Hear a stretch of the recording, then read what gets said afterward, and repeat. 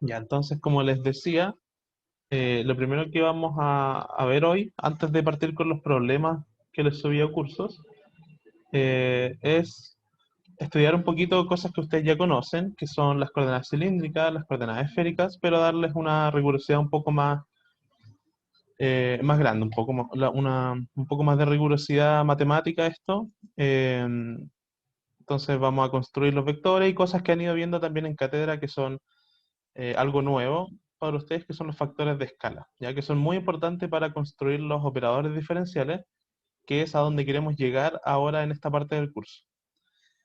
Entonces, lo primero que voy a hacer es definir un poco las coordenadas cilíndricas. Entonces, para eso traje este dibujo de acá.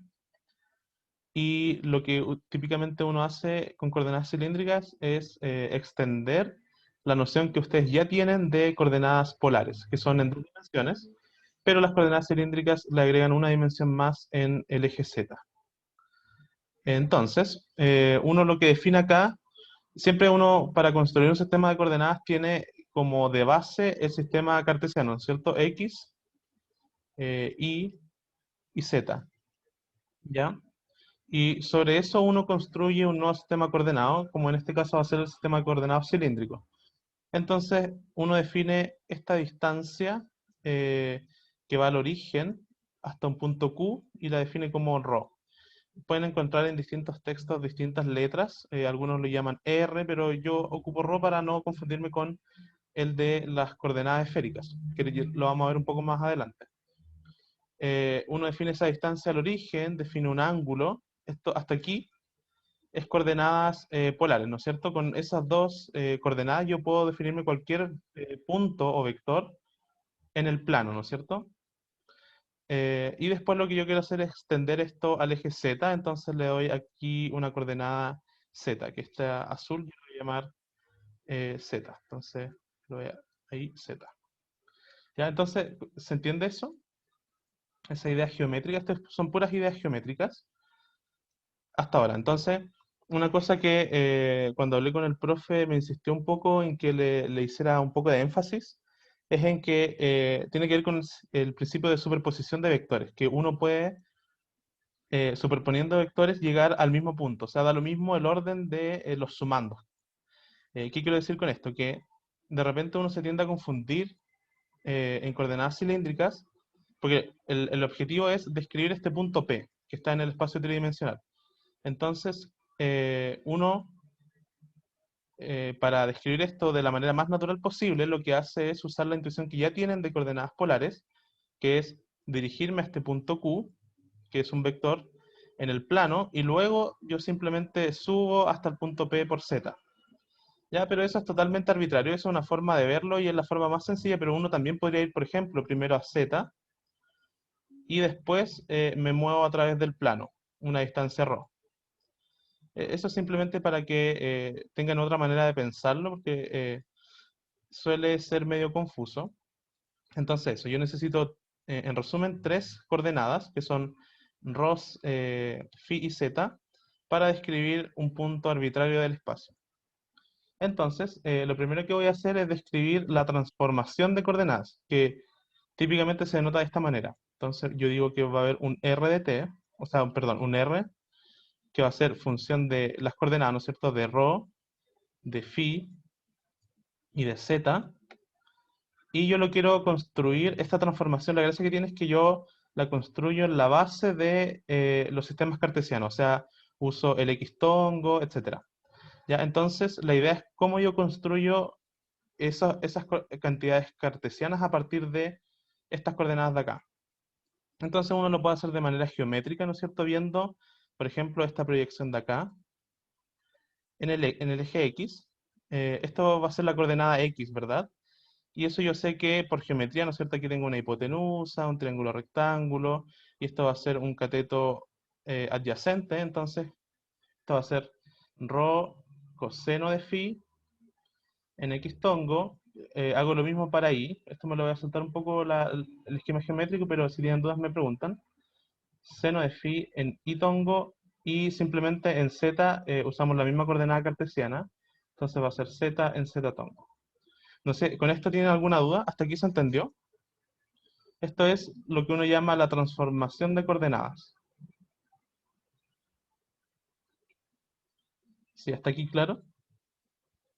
Todo bien hasta ahora, ya. Súper. Si tienen dudas, les insisto que me pregunten nomás. No hay problema en eso. Entonces, ¿por qué escribimos la transformación de coordenadas? Está acá. Es porque hay cantidades como los factores de escala, que es lo nuevo que estamos estudiando, que se calculan fácilmente a partir de esta transformación de coordenadas.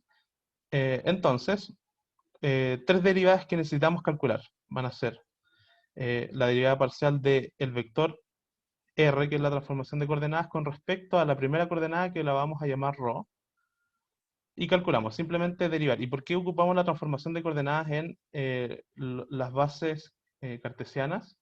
Es porque las derivadas de esos vectores valen cero, entonces es más sencillo. Esa es la razón. Entonces, dr de ρ es simplemente derivar, ir derivando esta cosa acá. Aquí lo único que tiene ρ es esto de acá. Entonces vamos a tener coseno de phi en x. Aquí la misma idea, ¿no es cierto? Entonces más seno de phi en y. Y esto no depende de ρ, ¿no es cierto? Entonces hasta ahí nos quedamos. Ya luego vamos a calcular, si se pierden, me dicen nomás. Pero yo voy a ir asumiendo que va quedando claro, pero si tienen dudas me paran simplemente y me preguntan. Veo que hay algo en el chat, entonces voy a ver qué me preguntan. Entonces dice, ¿siempre expresamos las coordenadas en el sistema cartesiano? Eh, no, de hecho la idea a lo que vamos a llegar es a expresar, a deshacernos de alguna manera de este sistema. Pero en la construcción uno necesita esta transformación, que es en la base cartesiana. Nuestra meta es llegar a expresar esto de acá solamente en función de ρ, phi, z y sus vectores ortonormales, que los vamos a definir a partir de estas derivadas. ¿Ya? Entonces, la respuesta es que no, solamente para construir estas cosas uno hace esto de acá, que es un análisis que nos sirve también para tener más manejo y claridad de lo que estamos haciendo. ¿Ya? Entonces esa va a ser la idea. Entonces lo que vamos a calcular ahora es la derivada, pero con respecto a la segunda coordenada, que va a ser de phi, ¿no es cierto? Con respecto a phi. Y la misma idea. Entonces, la primera componente, solo el coseno depende de phi, y la derivada de coseno de phi es menos seno de phi. Entonces, menos ρ, seno de phi en x tongo. Aquí la derivada de seno es coseno. Entonces, más ρ, coseno de phi en y tongo. Y esto no depende de phi. Entonces, nos quedamos hasta aquí. Y nos queda solamente una, que va a ser de r a de z. ¿Ya? La primera componente no depende de z, así que es 0. La segunda tampoco depende de z, así que es 0. Y la tercera, derivamos, esta es constante, así que sale de la derivada, y derivada con respecto a de z nos da 1. Entonces nos queda simplemente z tongo. Fíjense que estos son vectores. Todas las cosas que calculamos son vectores. Y estas van a ser los vectores que nos van a definir nuestro sistema ortonormal, que quiere decir que es ortogonal y además unitario. Pero para eso necesitamos normalizar estos vectores. Entonces, aquí es donde nace la idea de los factores de escala. Entonces, los factores de escala son estos que ustedes ya lo vieron en clase, pero de manera más abstracta. H sub alguna coordenada, que típicamente en clases la vieron como U, o B, o W. Pero aquí ya estamos trabajando con un sistema en particular, que es el de coordenadas ρ, phi y z. Entonces vamos a tener tres h's, que son tres factores de escalas, y el primero se llama h sub ρ, ¿ya? Porque hace referencia a la coordenada ρ, y es simplemente el módulo de este vector de acá. ¿Cuánto vale el módulo de este vector de acá? ¿Ya? Entonces, si se fijan, vamos a escribirlo aquí de manera más o menos compacta. Entonces, lo voy a escribir aquí. Entonces, el módulo de este vector de acá, y por eso es importante hacerlo en cartesianas, porque vamos a calcular la norma de este vector de manera sencilla usando cartesianas, es simplemente la componente en x al cuadrado más la componente en y al cuadrado, y todo eso en raíz cuadrada. Entonces, esto va a ser la raíz, ¿no es cierto?, de coseno cuadrado de phi más seno cuadrado de phi, y todo eso en raíz, ¿ya?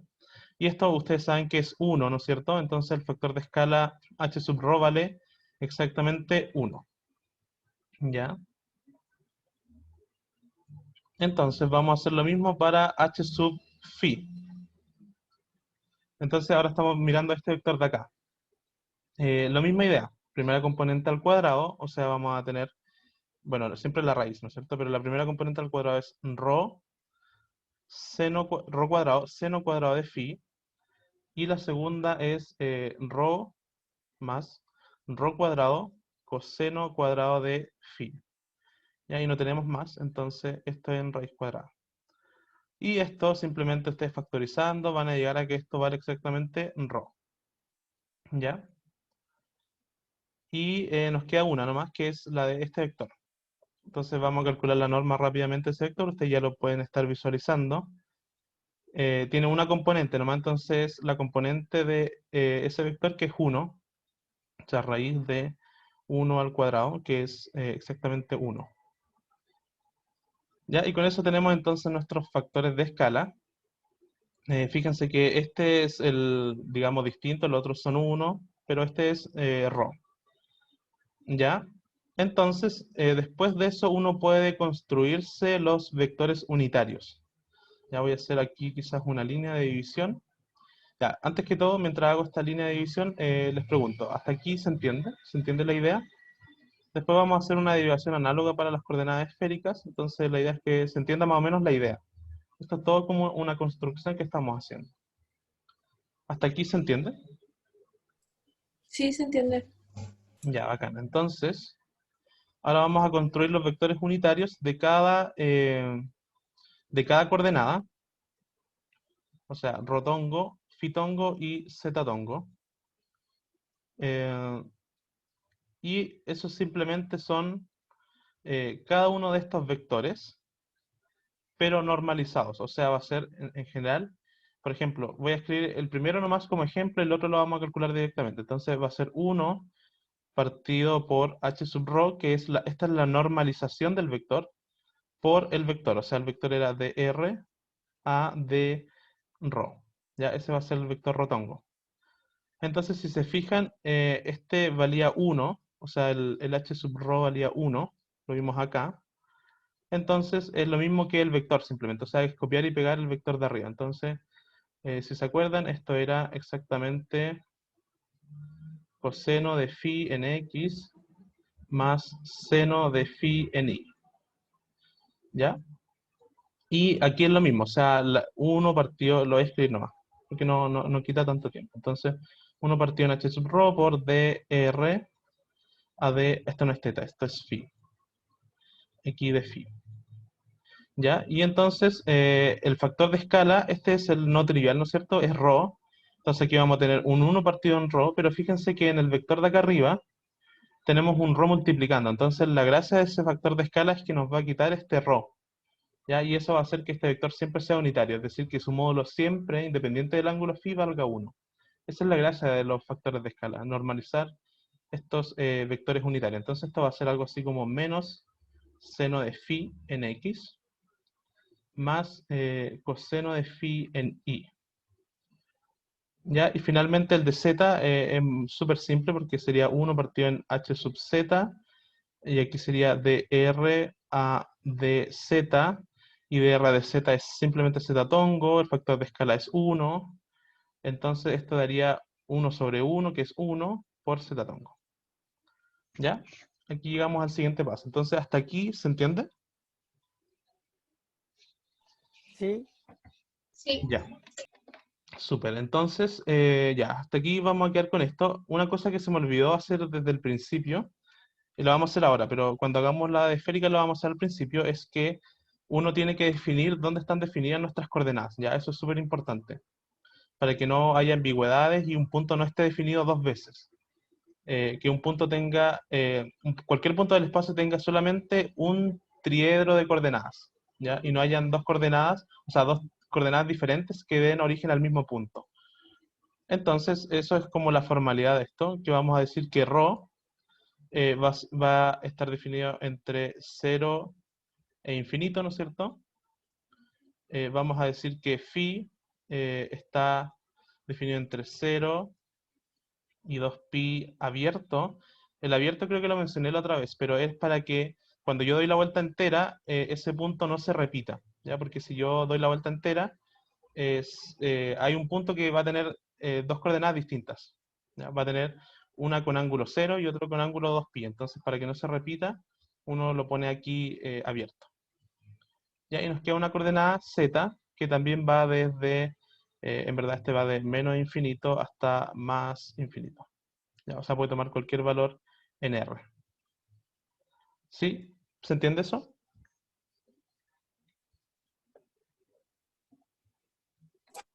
Sí. Ya, súper. Entonces vamos, no sé si se me queda algo, si se me queda algo después volvemos. Entonces vamos a ir ahora a las coordenadas esféricas. Ya aquí vamos a ir un poquito más rápido, pero de nuevo, si se pierden me dicen. Entonces primero vamos a hacer la construcción geométrica, donde están definidas las coordenadas y finalmente toda la derivación.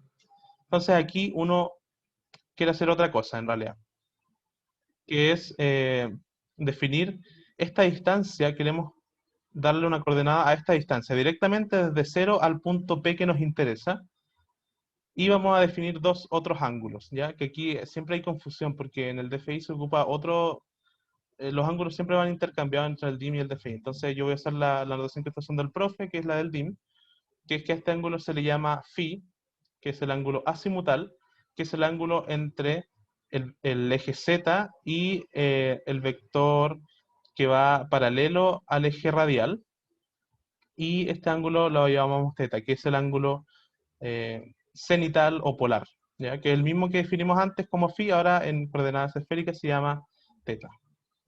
¿Ya? Entonces, la idea es la misma, o sea, queremos con tres coordenadas describir cualquier punto del espacio. Entonces ahora, esta es la distancia que nos va a interesar. Antes era esta de acá, y ahora es simplemente desde el origen al Pregunta, punto P. Sí, dale.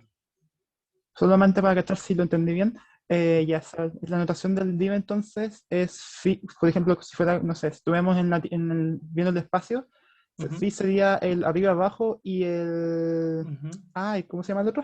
¿Cómo se me fue? Θ. Y teta, izquierda, derecha.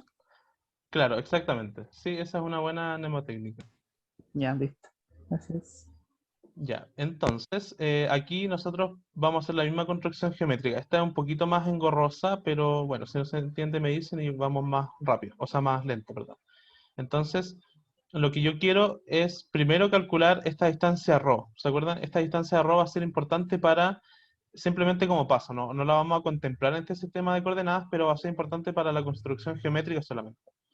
Entonces, ¿cómo yo podría escribir este ρ en función de R y los ángulos que me definí?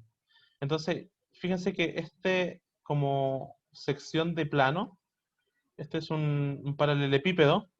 No, no es un paralelepípedo, es un, no sé cómo se dice esto en dos dimensiones, pero es un cuadrilátero, o sea que está en un plano. Eh, Uno puede definirse aquí un triángulo rectángulo, ¿verdad? Y el ángulo recto sería este de acá. No sé si lo ven, porque esta distancia de acá es ortogonal. Se ve en el dibujo que no es ortogonal, pero en 3D sí es ortogonal. No sé si lo ven, ¿lo ven? ¿Se entiende eso? Que aquí hay un ángulo recto. Claro, sería un triángulo, sería un rectángulo. Claro, sería un rectángulo, de hecho sí. Sería claramente un rectángulo. Esa es la figura que no me acordaba. Sí, sería un rectángulo porque está en un plano y este lado es recto. Entonces se forma un triángulo rectángulo y yo puedo calcular cuánto vale esta distancia a partir de R y de phi. ¿Ya? Y fíjense que esta distancia de acá arriba, esta de acá que dibujé así, es la misma que en ρ. ¿Ya? Entonces uno puede decir que ρ, como esto, recuerden, solamente como un paso para calcular las coordenadas, ρ va a ser R seno de phi, ¿ya? Seno de phi. Si no se entiende me dicen, pero eso va a ser la construcción geométrica. Entonces a partir de esto, yo puedo de nuevo proyectar, porque ahora tengo el ρ, ¿no es cierto? Tengo esta distancia de acá, y ahora la puedo proyectar en el eje X, que es lo que yo quiero, para escribir la transformación de coordenadas, que la voy a escribir acá. Entonces esto era en función de R teta, no, era phi y teta. ¿Ya? Entonces, si yo quiero proyectar en X, tengo que multiplicar esta hipotenusa en el plano, que vale esto de acá, por coseno de teta. O sea que X, entonces la coordenada X va a ser rho por coseno de teta. Y de la misma manera, Y va a ser rho por seno de teta. Y si se fijan, ahora yo quiero calcular en Z, ¿no es cierto? Quiero este lado de acá. Y ahí vuelvo al triángulo, este rectángulo que dijo el compañero en el chat, que efectivamente es un rectángulo. Y ahora uso la otra razón trigonométrica, ¿no es cierto? Digo que Z va a ser entonces R, porque esta es la hipotenusa. Va a ser R por eh, coseno, coseno de phi. Ya, esto es como, siempre se ve medio extraño y suele confundir, porque hay muchos ángulos, en general no está acostumbrado a eso, pero si se pierden me dicen. Entonces, ya vamos a anotar esto y después el rango de las coordenadas. Entonces, si somos, digamos, coherentes con lo que escribimos acá, esta primera coordenada que va a ser la coordenada en X va a ser rho, que era R seno de phi coseno de teta en X tongo, más R seno de phi seno de teta en Y tongo, y creo que no me va a alcanzar acá, quizás lo podría achicar, no sé si me conviene eso, o lo escribo acá abajo nomás, más Z, que va a ser R coseno de phi en Z tongo. Sí, eso. ¿Ya? ¿Esto se entiende? Estoy haciendo lo mismo que antes, simplemente esta es la transformación. ¿Sí? ¿Hasta aquí se queda claro?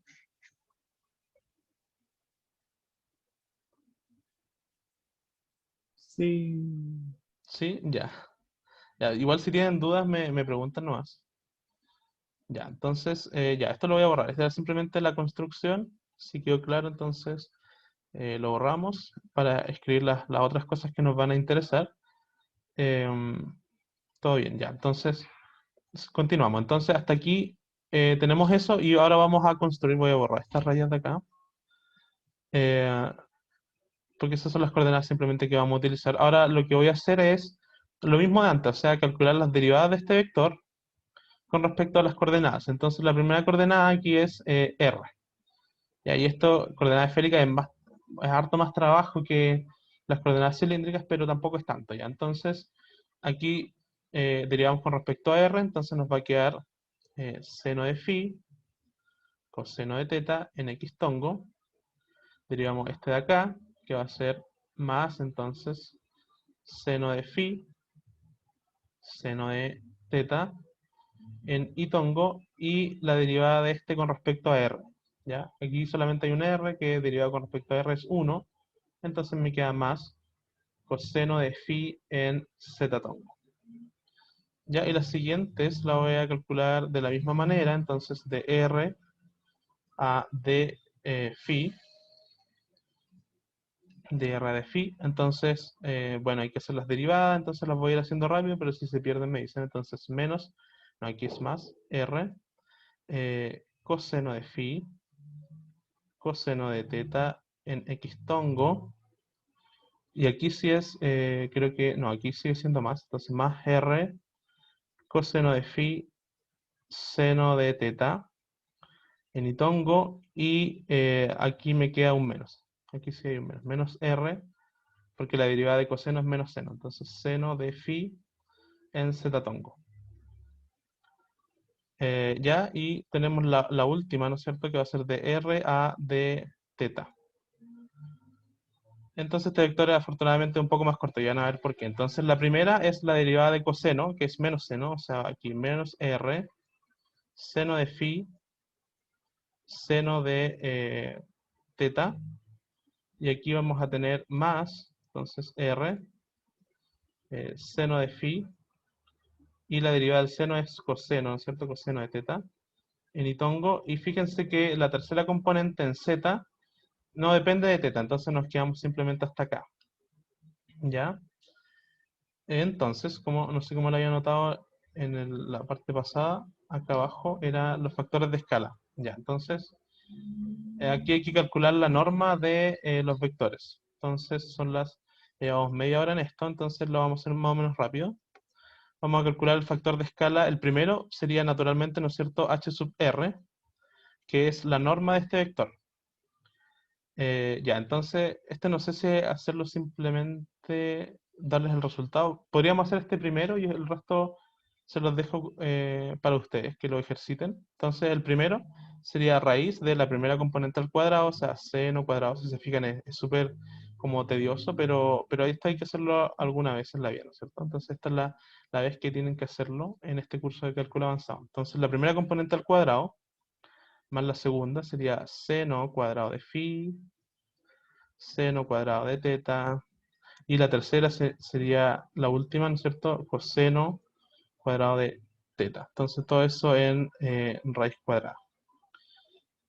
Y aquí uno puede factorizar, ¿no es cierto? Eh, Estos dos términos tienen factor común de seno cuadrado. Entonces seno cuadrado de phi, factor común de coseno cuadrado de phi, más seno cuadrado de, o sea, de teta, y aquí más coseno cuadrado de teta. ¿Ya? Esto de aquí vale 1, ¿no es cierto? 1. Y entonces me queda la raíz de seno cuadrado de phi por 1, ¿no es cierto? Más coseno cuadrado de... y aquí hay un error. ¿Dónde está el error? Mm, no, estamos bien, ¿no? ¿Dónde está el error? Ya, el error está en... Ya, el error está aquí. Este vector lo calculamos como d phi de r. Entonces, el último componente es coseno de phi. Entonces aquí era coseno de phi, y aquí era coseno de phi. Ya, no sé si se cachó el error, pero este era el resultado correcto. Y entonces esto ustedes saben también que es 1, entonces esto vale exactamente 1. Ya, es todo un trabajo muy tedioso para que el resultado nos dé 1, pero los otros son un poco más interesantes. Y yo voy a hacer, o sea, esto no lo voy a hacer como la deducción completa, pero se los dejo a ustedes, los pueden demostrar. Si tienen dudas me preguntan por correo o por el foro. Entonces el h sub phi va a ser r, ¿ya? Y el h sub teta va a ser r seno de phi. ¿Ya? Entonces aquí hay factores de escala más interesantes, ¿no es cierto? Y entonces nosotros ya podríamos construirnos los vectores unitarios, ¿no es cierto? Que igual van a ser largos, pero no sé si vale la pena aquí escribirlo. Igual esto creo que puede que le echen una repasada en clase, pero el profe me pidió que lo viéramos ahora. Entonces, no sé si valdrá la pena escribirlo en verdad. ¿Lo hago o no lo hago? Entonces, ya, el primero es simplemente copiarlo, ¿no? Porque el factor de escala vale 1, ¿no es cierto? Entonces, el R unitario sería este de acá, simplemente copiarlo y pegarlo. El teta unitario sería esto de acá, pero dividido por el factor de escala, ¿no es cierto? Y el factor de escala de phi era R. O sea, esto mismo, pero dividido en R. Entonces se va este R, se va este R y también se va este R de acá. Le estoy diciendo cómo construirlo y cómo, por qué aparece así en los textos. Ya, pero no lo voy a escribir porque es muy largo y ya llevamos mucho tiempo en esto. Entonces, nos queda el último, que el factor de escala aquí del h sub teta es r seno de phi. Entonces, si se fijan, va a desaparecer aquí el r seno de phi y aquí también el r seno de phi. Y ahí tienen los vectores unitarios. No sé si se entiende esto. ¿Se entiende cómo construirlos? Sí. Sí, ya, bacán. Entonces, lo último que se me queda es el camino para donde vamos, que se me olvidó en coordenadas cilíndricas, pero lo vamos a hacer inmediatamente. Entonces, el camino es que yo quiero construir esto independiente de los vectores cartesianos, ¿ya? Entonces, aquí voy a anotar esto como R de phi y teta. Y ahora sí, ya no quiero que aparezcan más los X y Z, entonces esto se escribe simplemente como R en R tongo. ¿Y por qué se escribe de esa manera? Porque si se fijan, eh, este vector que tienen acá es prácticamente el mismo de acá. Si se fijan, la única diferencia es que aquí tengo un R, aquí tengo un R y aquí tengo un R. Pero fíjense, lo demás es idéntico. O sea, aquí tengo seno de phi, coseno de phi, seno de phi, coseno de, o sea, seno de phi, coseno de teta, seno de phi, coseno de teta.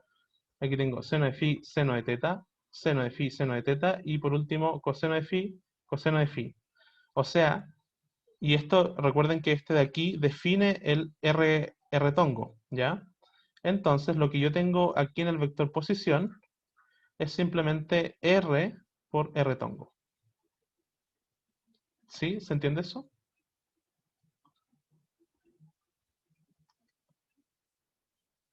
¿Se cachó? Igual lo hice medio rápido. Ya, pero esa es la idea. O sea, por eso uno lo construye así con los vectores cartesianos. Y después que uno ya tiene el vector unitario, el relevante, ahí uno dice ya, entonces ahora yo me quiero deshacer de esto y voy a utilizar estos que construí aquí a partir de estos de acá. Esa es como la idea. Ya, entonces, si entendieron eso, entonces vamos a volver a hacer lo mismo, pero para las coordenadas cilíndricas, y de ahí ya vamos a ver un par de operadores diferenciales y después los problemas. Ya, espero que alcancemos a ver algún problema. Entonces, nos queda esto de acá. No sé si definí las coordenadas aquí, creo que no lo hice ya, pero lo vamos a hacer ahora. Ya, entonces, lo último que nos queda acá es definir el R posición independiente de los vectores unitarios. O sea, yo quiero R, en este caso era ρ, aquí era phi y z, pero que no dependa de x tongo y z tongo. Entonces, vuelvo aquí a mirar y aquí tengo que separar. Entonces voy a hacer aquí una separación y primero voy a mirar este vector de acá. Y yo me voy a dar cuenta que ese vector es muy parecido a este de acá. ¿No es cierto? Porque aquí tengo el coseno de x, o sea, perdón, coseno de phi, seno de phi, ¿no es cierto? Entonces, esta parte de acá, la primera parte, eso de ahí va a ser, la única diferencia es que tengo un ρ, ¿no es cierto? Entonces va a ser ρ por este vector de aquí, que si se acuerdan era ρ gorro, que lo habíamos definido, de hecho está más abajito aquí, ρ gorro, ¿ya? Y esta parte de acá simplemente lo puedo definir, o sea, puedo reescribirlo a partir de este vector, pero es el mismo, entonces como redundante. Pero entonces escribo ρ en ρ gorro más z en z gorro, ¿ya? Entonces me voy para abajo y escribo entonces, esto es lo mismo que ρ en ρ gorro más z en z gorro. ¿Sí? ¿Eso se entiende igual?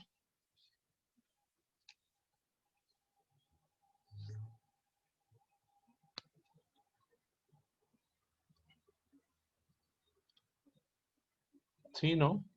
¿Se perdieron? Sí, ¿Sí? ¿Se entiende? Ya, entonces esto me imagino que lo han visto en mecánica, ¿no es cierto? La diferencia es que ahora estamos siendo un poco más formales. Entonces, lo que se me olvidó que dije que iba a hacer al principio no lo hice, pero era definir el rango de las coordenadas. Ya, entonces aquí R va desde 0 hasta infinito. Eh, aquí es más importante el rango, ¿ya? Porque aquí es más fácil, como tengo dos ángulos, de que un punto tenga dos coordenadas distintas, ¿ya? Entonces es muy importante definir el rango de las coordenadas. El eje, o sea, la coordenada phi va a ir en otro rango que va a ser desde 0 hasta pi. ¿Ya? Y por último, el, el- el eje, o sea, la coordenada teta, que es el ángulo polar, es igual que en coordenadas polares o cilíndricas, y este va a ir entonces desde 0 a 2pi, pero abierto. ¿Ya? Entonces, es importante que este en particular vaya de 0 a pi, porque si yo me extiendo más allá, voy a estar definiendo un mismo punto con dos coordenadas distintas. Ya, entonces eso sería con los sistemas ortonormales que vamos a estudiar en este curso, y aquí quería mostrarles solamente una cosa que pillé en Wikipedia y tiene que ver con que nosotros estudiamos solamente tres, que son los cartesianos, los cilíndricos y los esféricos. Algunos cursos de CAA en otras secciones van a estudiar toroidales. El profe me dijo que no tiene intención de enseñar toroidales ni de evaluar toroidales porque dice que es complicado pillar problemas de aplicación en donde se use toroidales, así que eso no lo vamos a ver en el curso, pero simplemente quería mostrarles que hay muchos más. Aquí tenemos coordenadas esféricas, aquí tenemos las cilíndricas, pero hay, fíjense, un montón. Están cilíndricas parabólicas, paraboloidales, elipsoidales. O sea, hay coordenadas, un montón de coordenadas para distintos tipos de problemas y nosotros vamos a estudiar solamente tres tipos de coordenadas que son cartesianas, cilíndricas y esféricas. Ya, eso con los sistemas de coordenadas. Entonces, lo que voy a ver ahora son dos operadores diferenciales, pero vamos simplemente a ver el resultado. Y ahora vamos a ver por qué tiene sentido entonces calcular estos factores de escala, que son muy importantes para los operadores diferenciales. Entonces, aquí simplemente voy a reescribir una cosa que ya vieron en clases, que tiene que ver con el gradiente en coordenadas polares. ¿Ya? Entonces, ¿dónde está esto? Ya, entonces, aquí vamos a escribir entonces el gradiente en coordenadas polares. La idea va a ser que yo tengo un campo escalar que va a ir desde un subconjunto de R2, porque está en dos dimensiones, hasta R, que tiene valores reales, porque es un campo escalar. Y yo quiero calcularle el gradiente, ¿no es cierto? El gradiente de f, ustedes vieron, aquí voy a anotar en coordenadas cualquiera sea ortonormales, que esto lo vieron con el profe, ¿ya? Y después lo vamos a aplicar a coordenadas polares. Entonces, con el profe vieron que esto era 1 partido en h sub u por df a de u en u tongo, más 1 partido en h sub b por df a de b en b tongo, ¿ya? Entonces, donde aquí tenemos las coordenadas u, b. ¿Ya? Entonces queremos llevar esto, pero a coordenadas polares. Y coordenadas polares no es otra cosa que cilíndricas, pero en 2D. Entonces, eh, el gradiente de la expresión en polares, aquí vamos a poner en polares, entonces va a ser 1 partido en h, la primera coordenada polar es ρ, ¿no es cierto? Por df a de ρ en rotongo, más 1 partido en h sub phi por df a de phi en fitongo.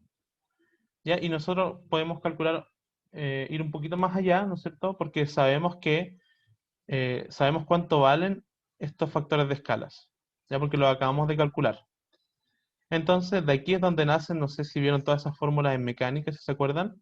Entonces, el h sub rho, si no se acuerdan, lo vamos a ver un poquito más atrás, en la primera página, valía 1, ¿no es cierto? 1. Y el de phi valía rho. Y el de z no lo vamos a usar porque estamos en dos dimensiones.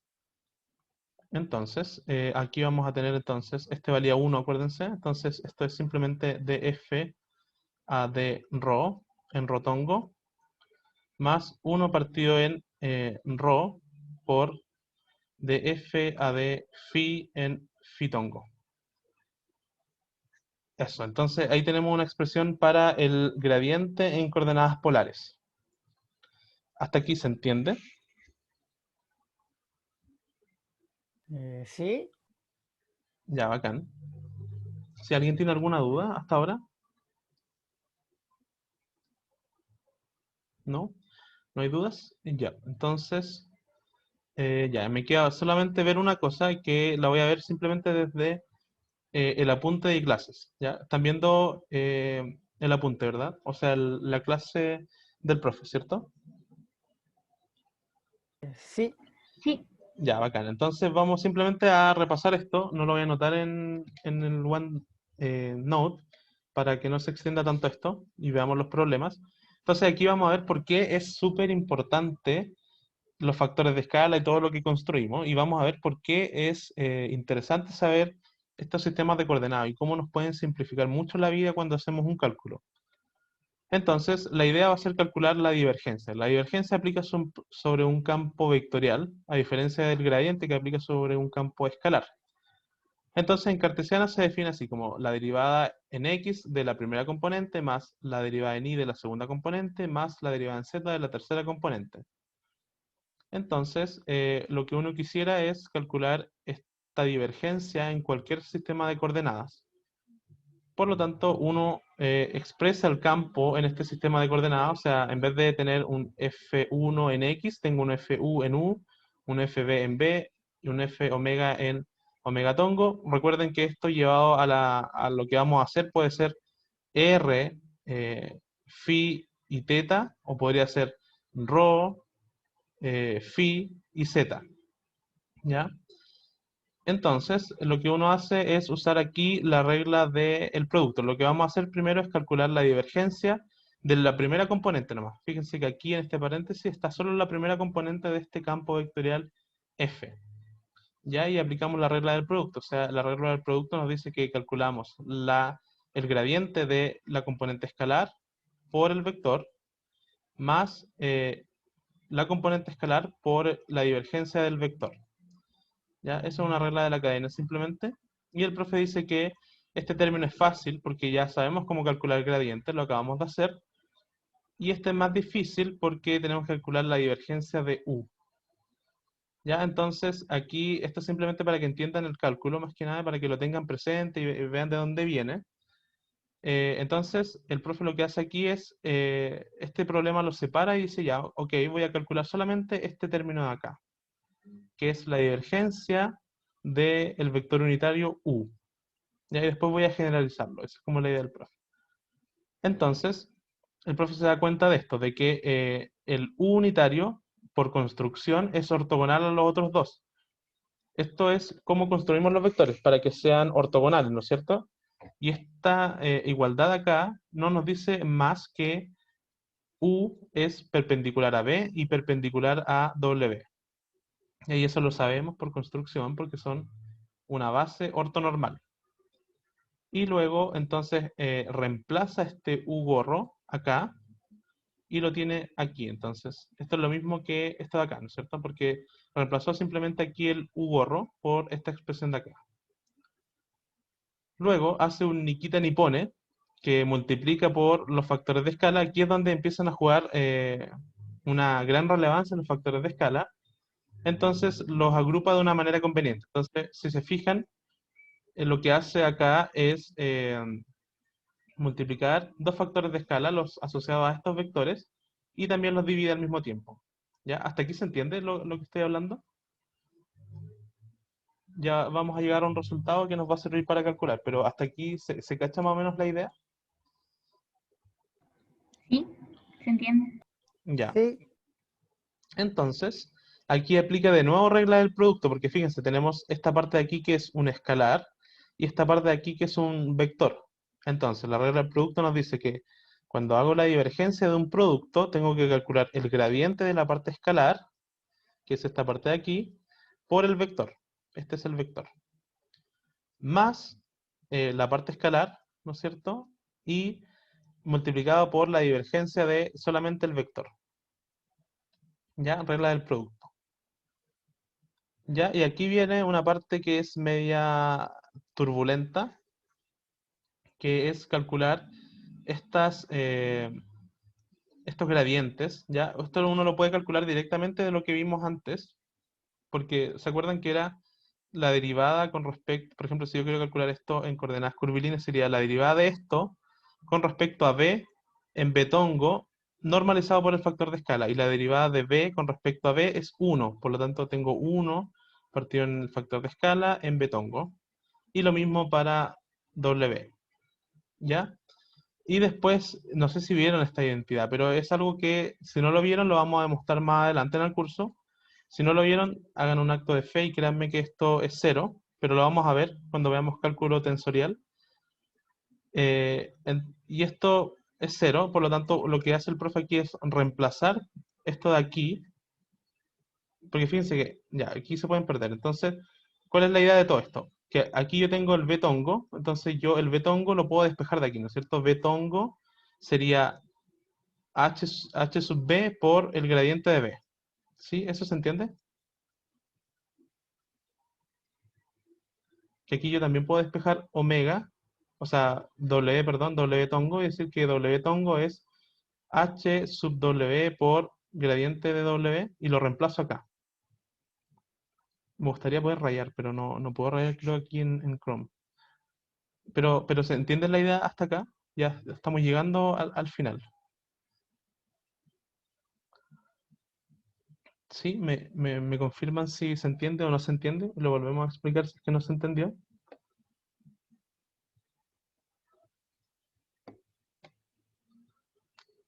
¿Me están escuchando todo Yo, esto? yo entendí por lo menos. Ya. No sé si tienen dudas. Veo como poca respuesta en verdad, pero puede ser porque tengan dudas. Si tienen dudas, me las dicen nomás y volvemos. Pero ya, si no tienen dudas, asumo que no hay. En el chat ya hay una duda. Dicen que se perdieron Ah, una ya. parte. Sí, después del pero. Ya, resulta que, ya, esto lo podríamos hacer acá.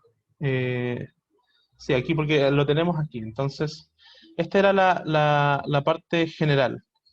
O sea, esta era cómo calculamos gradiente en general.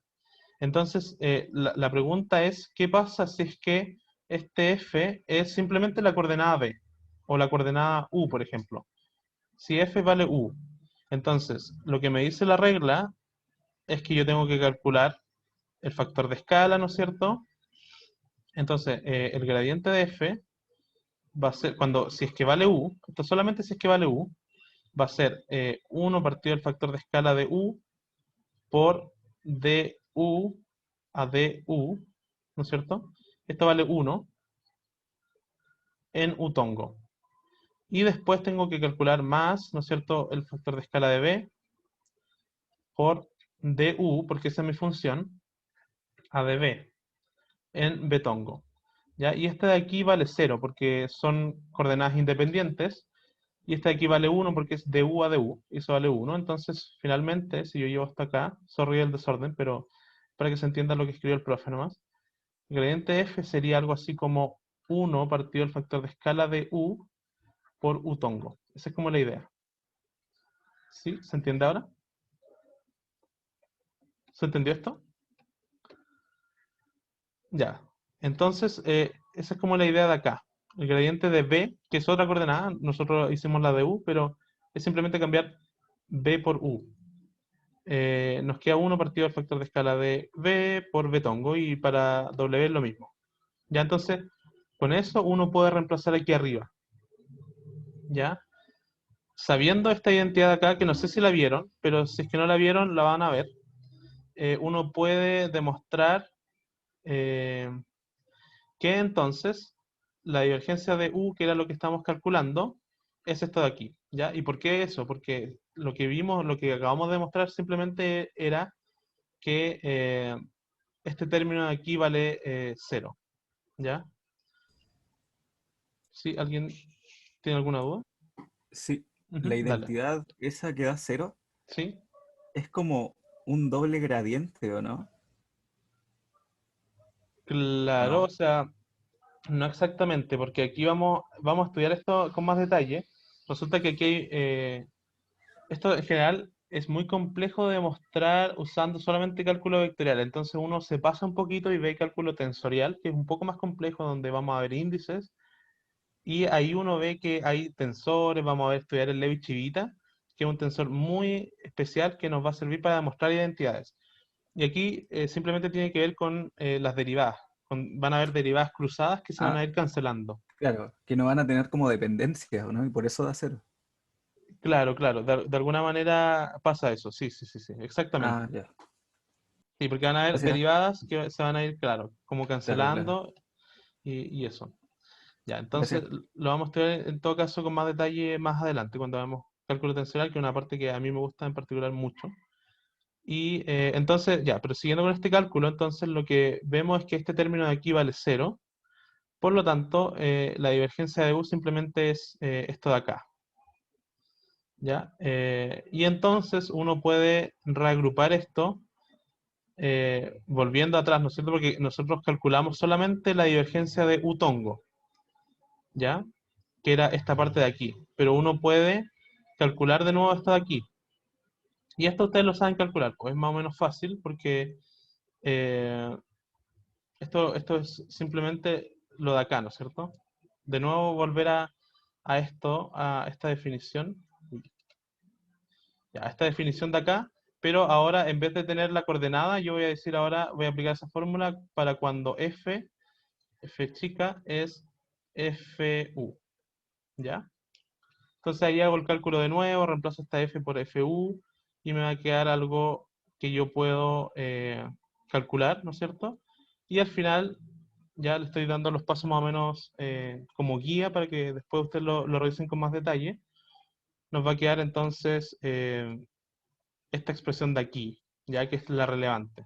Porque aquí uno, si llega hasta acá, hasta esta línea de aquí, uno puede darse cuenta que yo puedo agrupar estas dos derivadas en una derivada del producto, ¿ya? Porque esto es en esencia una derivada de un producto. Eso es como una astucia que a uno se le ocurre. Y entonces yo puedo agrupar esas dos derivadas en una sola, derivando un producto, ¿no es cierto? El producto de los factores de escala por fu. Y entonces después yo lo generalizo para las tres dimensiones y obtengo esta fórmula que es horrible pero muy útil. ¿Ya? Es súper larga, ¿no es cierto? Tiene un montón de factores de escala, pero aquí era donde quería llegar. Y si se fijan, aparecen los factores de escala en todas partes, ¿no es cierto? Aparecen aquí al inicio y aparecen aquí también adentro de las derivadas. ¿Ya? Entonces, nosotros vimos los factores de escala de los o sea, de los diferentes sistemas coordenados, en particular del cilíndrico y el esférico.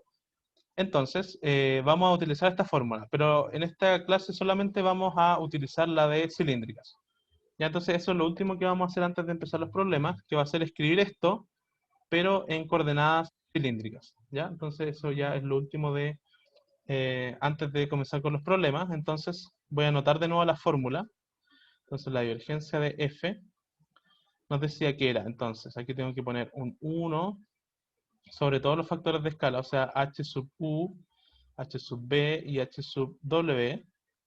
Y aquí viene un paréntesis que es terrible pero muy útil. Entonces, quiero volver un poquito. Ya, entonces, aquí voy a anotar d a de u. Y aquí es h sub v, h sub w por fu. Ya, o sea, es todo lo que no es con lo que estoy derivando. Esa es como la mnemotecnia. O sea, aquí d a de b. Tengo que poner todos los factores de escala que no son b. O sea, h sub u, h sub w. Y aquí la componente que estoy derivando, o sea, f b. ¿Vale? Y aquí entonces d a d w. Todos los factores de escala que no son w, básicamente. O sea, h sub u, h sub b. Y la componente con respecto a la cual estoy derivando. Entonces, esto sería f sub w. ¿Vale? Y esa es la fórmula que aparece aquí, ¿ya? Y era a lo que quería llegar. Entonces, si se fijan, aquí aparecen los factores de escala todo el rato, entonces, pero nosotros los calculamos ya. Entonces, lo que voy a escribir ahora es esto en cilíndricas. Entonces, cilíndricas va a ser entonces un caso particular de coordenadas ortonormales, porque esto vale para cualquier triedro de coordenadas ortonormales. Como vimos en Wikipedia hay un montón, pero nosotros lo vamos a utilizar para coordenadas cilíndricas. Entonces voy a reescribir de alguna manera esto de nuevo. Entonces va a ser 1 partido h sub rho, h sub phi y h sub z. Y aquí entonces vamos a tener, en el fondo lo que estoy haciendo ahora es como enseñarles cómo usar estas cosas muy generales, pero que se aplican para sistemas de coordenadas en particular. Entonces aquí va a ser dA de rho por h sub, aquí sería phi, h sub z, sería f rho, más dA de phi, ¿no es cierto? Esa es la segunda coordenada. Aquí tengo que poner todas las que no son phi, o sea, h sub rho, h sub z, f sub phi. Y aquí d a de z, de todos los factores de escala que no son z, o sea, h sub rho, h sub phi y la componente z. ¿Ya? ¿Sí se entiende hasta acá?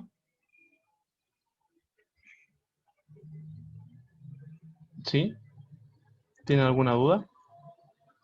Entonces, si se recuerdan, eh, ¿cuánto vale h sub rho? Era 1, h sub phi era rho y h sub z era 1 también. Entonces, el producto de los tres simplemente es rho.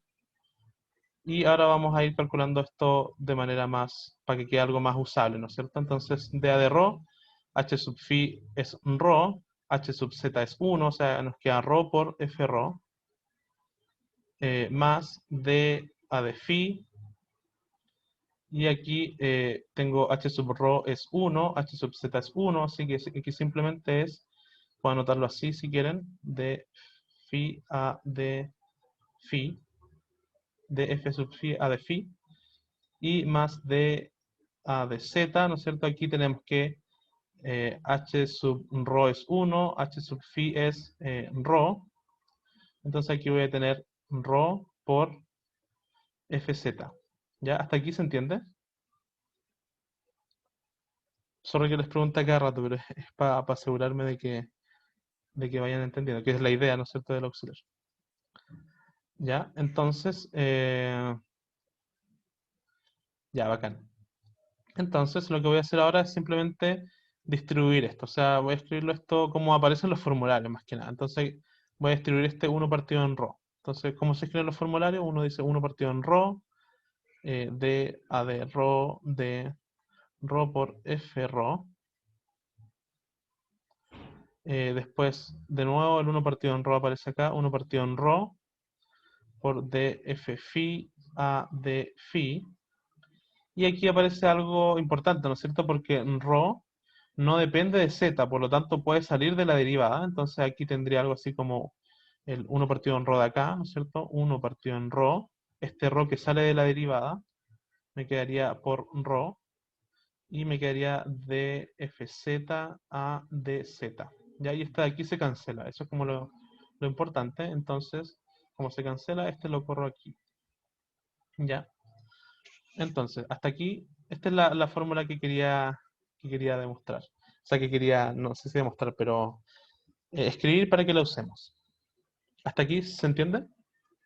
Ahora vamos a pasar a los problemas del auxiliar. Igual no gastamos harto tiempo, pero espero que se haya entendido. ¿Tienen alguna duda con lo que vimos? ¿Alguna inquietud? O si quieren decirme si se entendió, si entendieron más o menos cómo se hace esto. ¿Le encontraron sentido a los factores de escala? ¿Se acuerdan de esto en mecánica, por ejemplo, que aparecían este tipo de fórmulas? ¿Sí? ¿Algún comentario? ¿Algo? Por mientras voy a ver ya está. Aquí tenía que hacer la divergencia, pero lo voy a hacer acá. O sea, vamos a empezar a auxiliar aquí. Si alguna duda o algo, ¿se entendió lo que hicimos?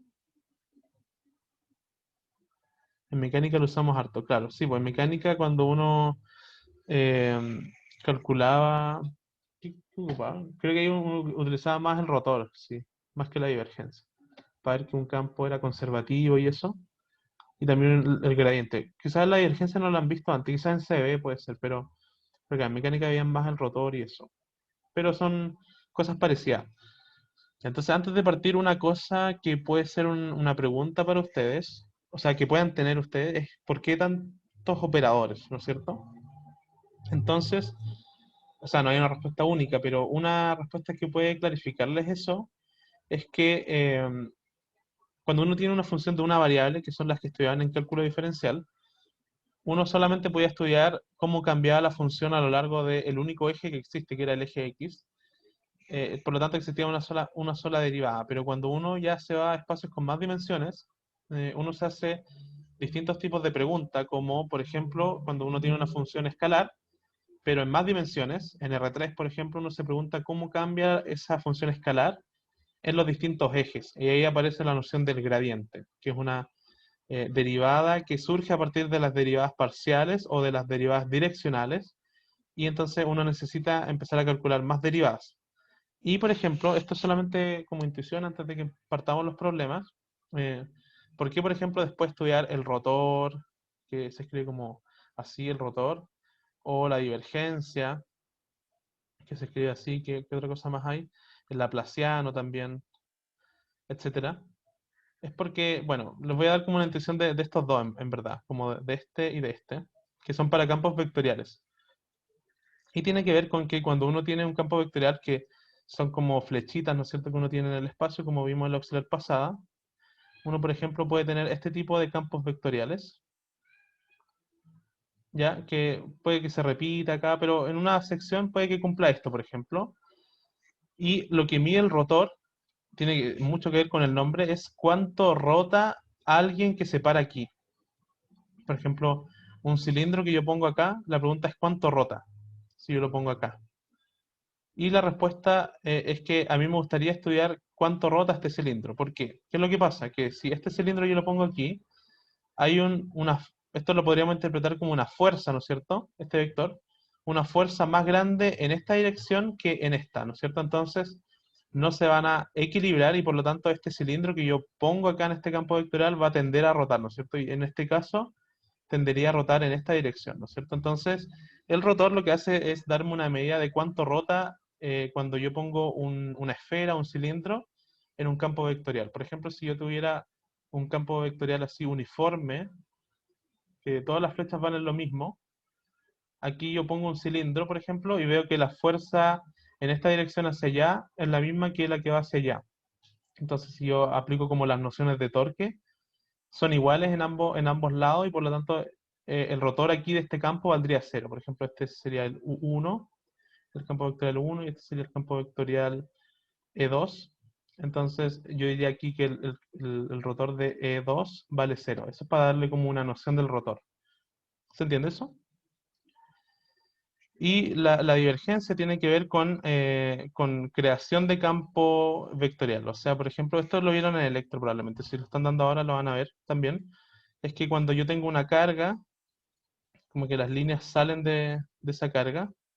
Entonces uno dice que acá hay un punto en donde se está creando campo magnético, o sea, campo eléctrico, y por lo tanto la divergencia me dice cuánto se está creando, ¿no es cierto? Entonces en electro uno ve que eh, la divergencia de E es algo así como ρ partido en E sub 0, algo así. Entonces esta es la tasa de creación de campo eléctrico.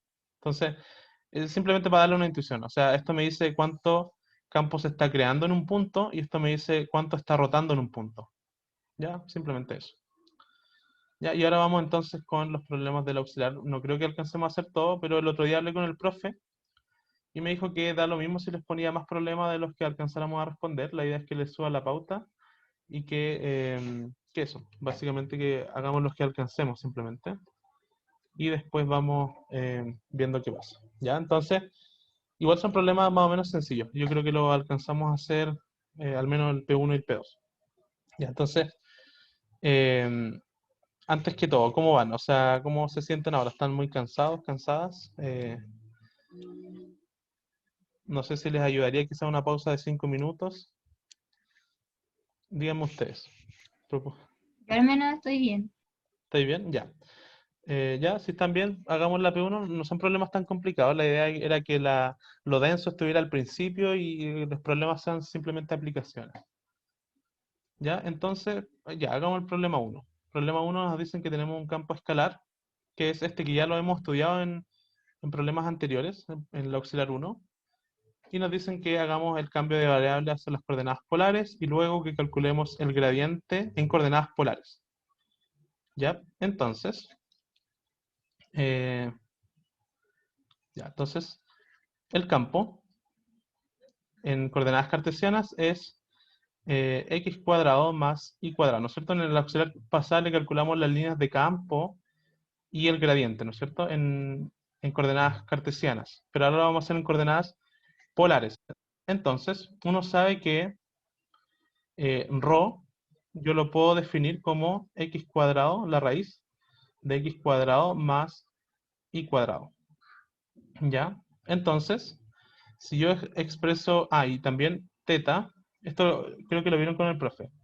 Teta es la tangente inversa, o sea, la arcotangente de y partido en X.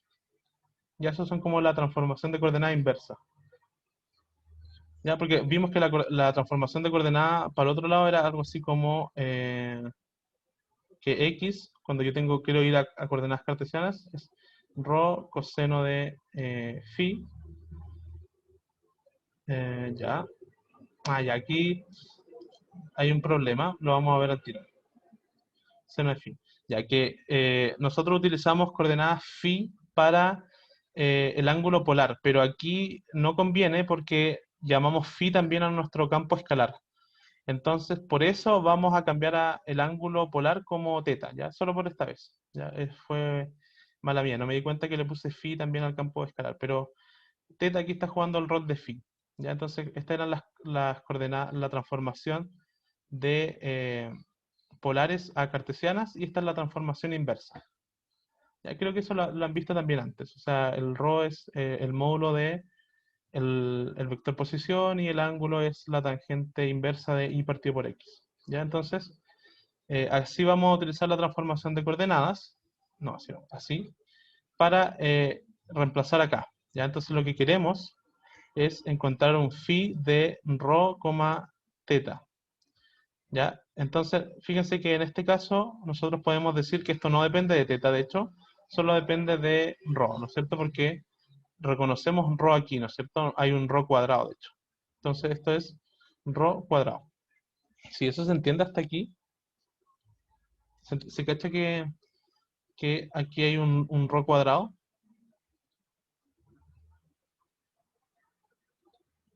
¿Sí? Sí. Sí. Ya. Entonces, ahora vamos a calcular el gradiente, pero lo vamos a calcular en coordenadas o sea, polares. Entonces, vamos a nuestra expresión que teníamos para eso. No me acuerdo dónde lo anoté. Quizás acá. A ver. Claro, aquí está. Entonces, yo creo que voy a ver si funciona. Antes como que se me bugueaba esto, pero voy a intentarlo. De copiarlo y llevarlo. Solo para acordarme, ahí lo voy a borrar. Pero entonces aquí lo voy a dejar. Ya, sí, esto era lo que pasaba. Ya, entonces, claro, me demoro un poco más, pero lo voy a escribir acá nomás. De ahí lo voy a borrar. Simplemente es para recordarme cómo era la expresión en coordenadas. Aquí era F, ¿no es cierto? F. En coordenadas polares, ya que eso es lo que calculamos delante. Entonces, lo que nos dice esto es que tenemos que calcular las derivadas primero con respecto a cada coordenada, ¿no es cierto? ¿Ya? Entonces, antes de calcular eso, vamos a calcular de phi a de rho, ¿ya? Y ese es simplemente 2 rho. Y también vamos a calcular de phi, bueno, aquí la mala idea de usar phi como campo, porque aparece de phi, pero estamos usando teta en este caso, es de teta. Y en este caso esto no depende de teta, por lo tanto aquí es 0. ¿Ya? Y si reemplazamos en nuestra expresión general, lo que vamos a encontrar es que el gradiente de este campo escalar phi es la derivada de phi con respecto a rho, que es 2 rho, 2 rho en rotongo, y más 0, ¿no es cierto? Porque esto vale 0. ¿Ya? Entonces, esta va a ser nuestro gradiente. Y si se recuerdan, ustedes pueden verificar, no sé si vieron la auxiliar pasada, pero nosotros llegábamos a algo del estilo así como en coordenadas cartesianas, esto era así como 2x, 2y, que es justamente 2 rho en rotongo. ¿Ya? Ustedes pueden hacer la transformación aquí directamente también de esto a esto de acá, pero es la misma idea, ¿vale? Entonces este sería el resultado. Si se fijan, es solamente aplicar la fórmula que desarrollamos antes. ¿Ya? Entonces la pregunta que hago siempre es, ¿se entendió hasta acá? Este sería el problema 1. Así de sencillo.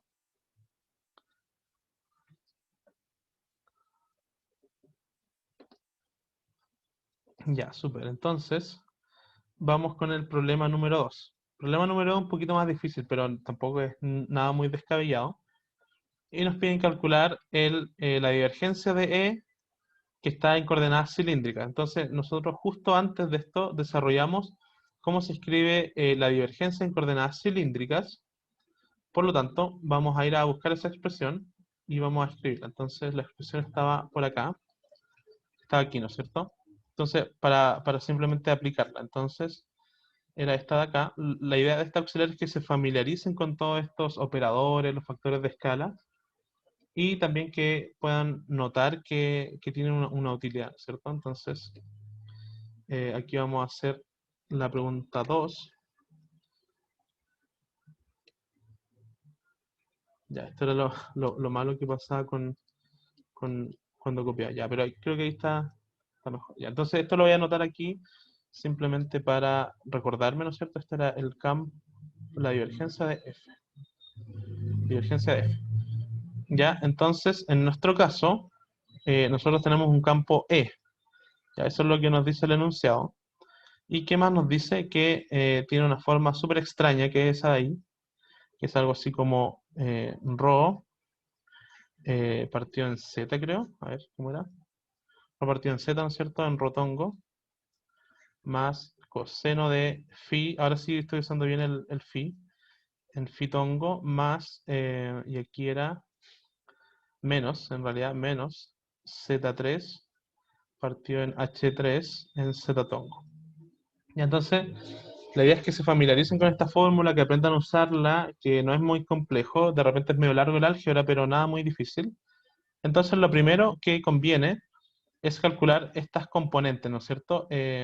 Siempre es bueno trabajar con las componentes. Entonces, aquí aparecen, fíjense, un f sub rho, un f sub phi y un f sub z. ¿Ya? Entonces, esas componentes es bueno tenerlas claras.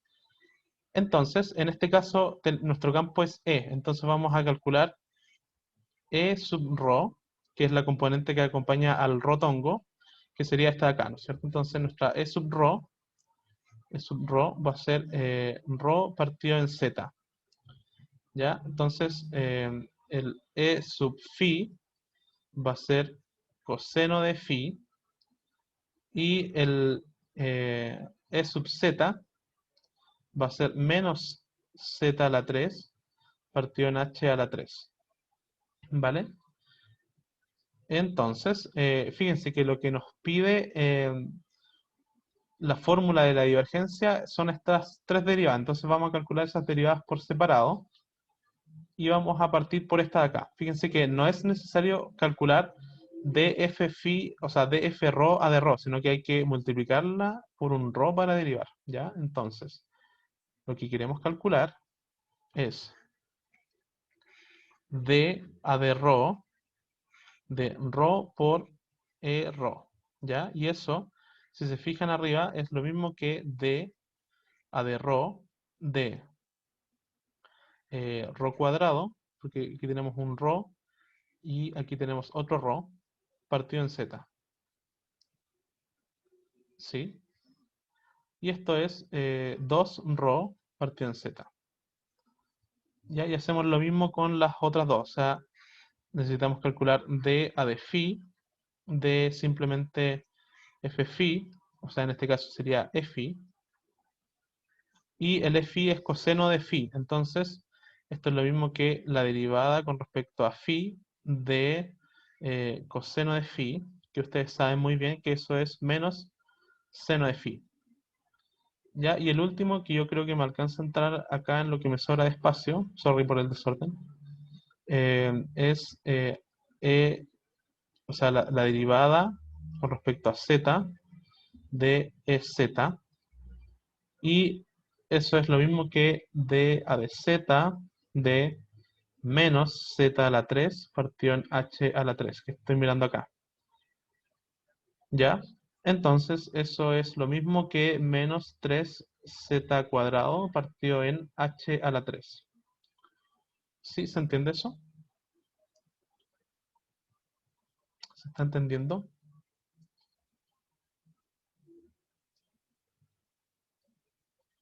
Sí, ya, bacán. Entonces vamos a hacer una nueva página acá. A ver, ¿cómo puedo hacer una nueva página? Ya ahí está. Entonces,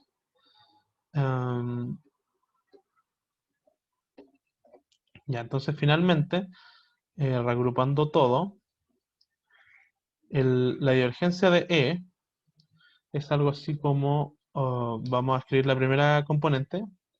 Aquí hay que tener cuidado con los factores de escala, por eso es importante ver esta fórmula a cada rato, ¿no es cierto? Porque aparece un 1 sobre ρ antes.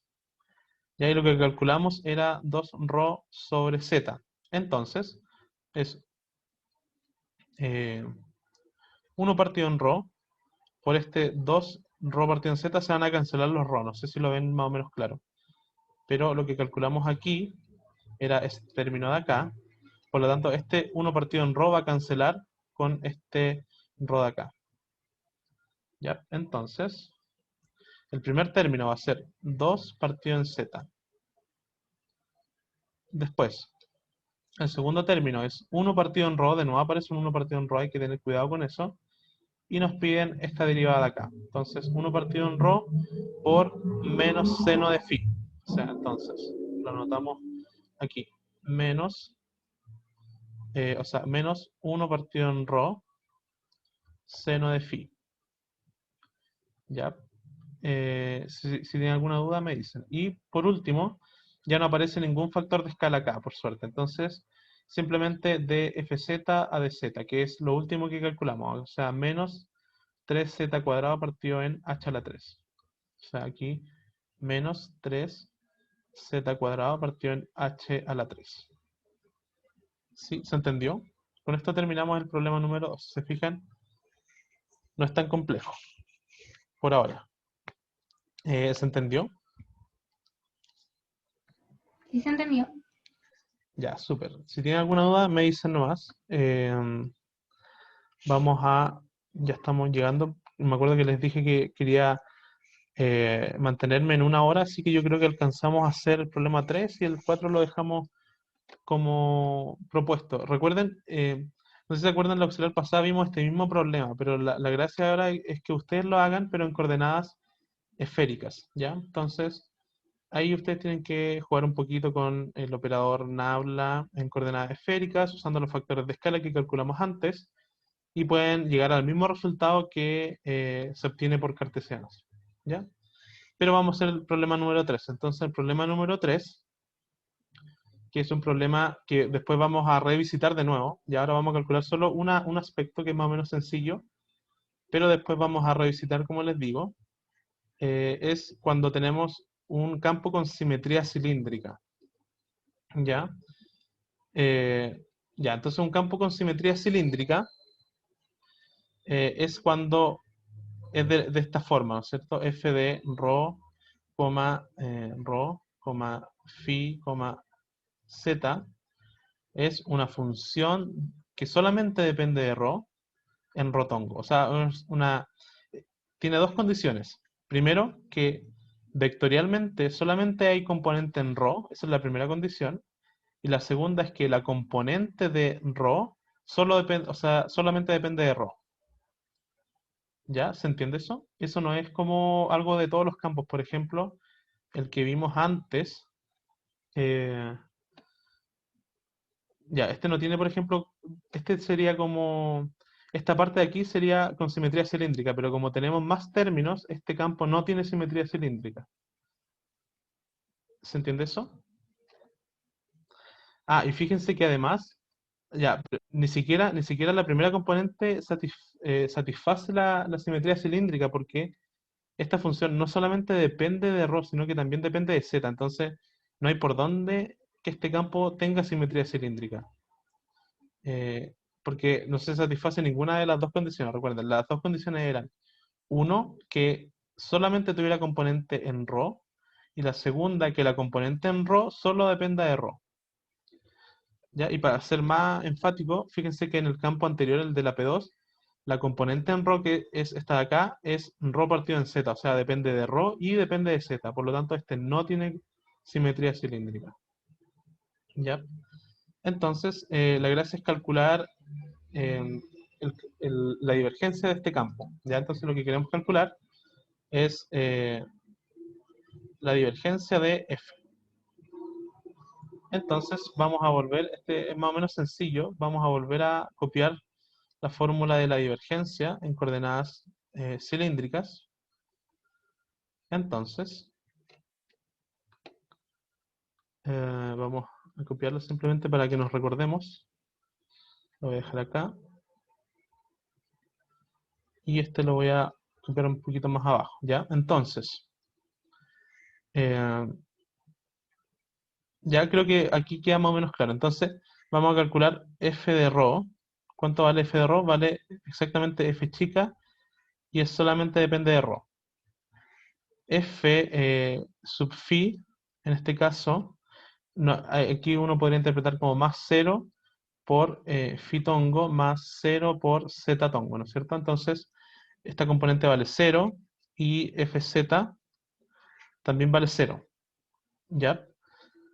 Entonces, estas componentes de aquí, recuerden que esto era la divergencia de f, la fórmula general. Estas componentes de aquí van a valer 0, ¿no es cierto? Porque derivar 0 con respecto a lo que sea es 0. Y esto es lo mismo, ¿no es cierto? Derivar fz, que es 0, con respecto a lo que sea es 0. Por lo tanto, nos va a quedar solamente esta componente de acá.